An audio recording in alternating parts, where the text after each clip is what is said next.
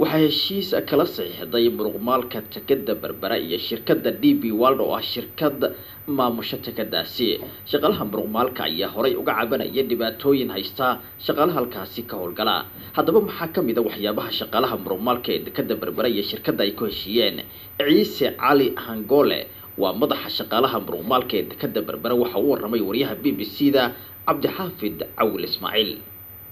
waxaan ahayn kolkii hore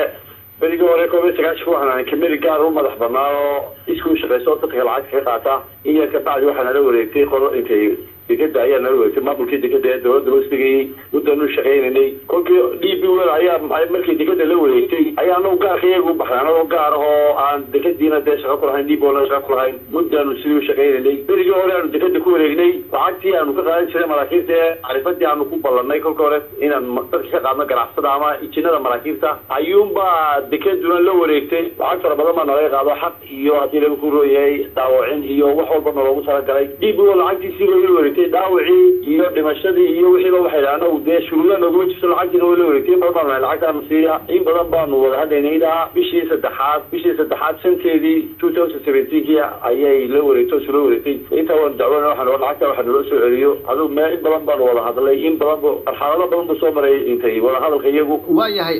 ciise marka imika maxaa sabay laakiin imika inaad heshiiskan saxiixdaan oo aad u ogolaateen waxaan eegnay waxyaabo badan baan eegnay waxa lama weji mid la yeeraada ina kambani noqotaan gaar u taagan oo dhaawacooda iyo dhimashadooda iyo insurance-kooda iyo waxay geystaanba bixintooda ama wixii diyaar qasaare geysataanba iyo ila DP World ka mid noqotaan oo heshiisyo ku raali tihiin oo ku ganacsan tihiin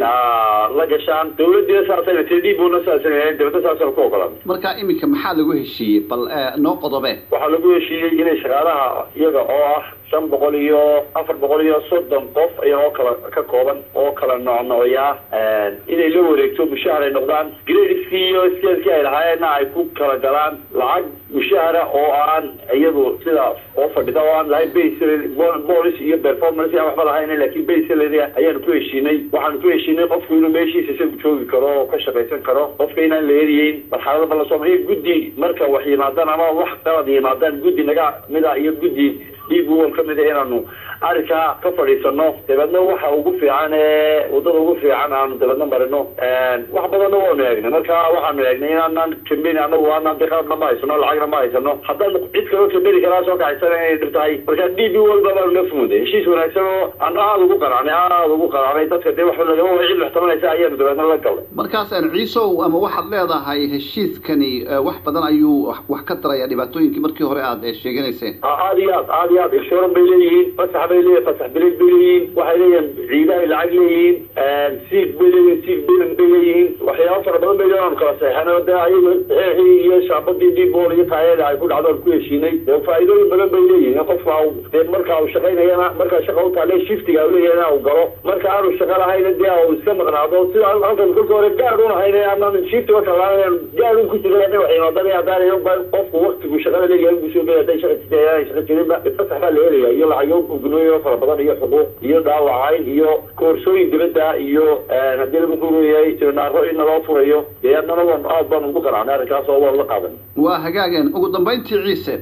haddii heshiiskan aad imika DP World la gaadheen ay wax ka yimaadaan yaa idin damaanad qaadaya in laga wada hadlo dhaqangalkiisana yaa ka damaanada waxa ka damaanada waxaan ku heshiinay qodobada kala qoran horta oo qoraalkii aan kala qoran labadeedaba saxeynay qodobada qabanaya hadii aanu qaldano iyaguna qodobkooda uu ku jiraayeen wixii deegaanka qabanayay waxa ka damaanada maxkamadda oo geynay xiraalinta oo geynay wasaaradda shaqaalaha inkastoo noo weli gaarsiinaan doonayna weli wuxuu noo socdaa heshiiskii ma gabagabadii laakiin faankii guud oo ka qaadanay iyo mushaharkii waxay qaadanayeen dadku qodobadii iyo xeerarkiina waanu wadnaa way noo socdaan